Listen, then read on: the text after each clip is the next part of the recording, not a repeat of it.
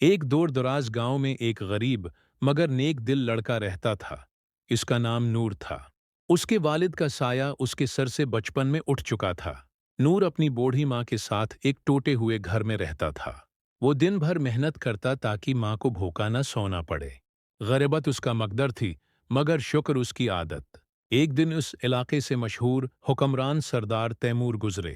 انہوں نے عام کپڑے پہنے ہوئے تھے تاکہ لوگوں کا حال جان سکیں۔ راستے میں انہوں نے نور کو بھاری لکڑیوں کا بوجھ اٹھائے دیکھا۔ پسینہ بہہ رہا تھا مگر لبوں پر شکوہ نہ تھا۔ سردار تیمور نے پوچھا، اے لڑکے، اتنی مشقت کیوں؟ نور نے جواب دیا، میری ماں میری جنت ہے، اس کے لیے محنت عبادت ہے۔ یہ سن کر سردار تیمور کا دل بدل گیا۔ اس نے پوچھا، کیا تمہیں اپنی غربت پر غصہ نہیں آتا؟ نور مسکرا کر بولا، غصہ نہیں، صبر ہے۔ جو اللہ دے وہی بہتر ہے۔ اگلے دن نور کو دربار میں بلایا گیا۔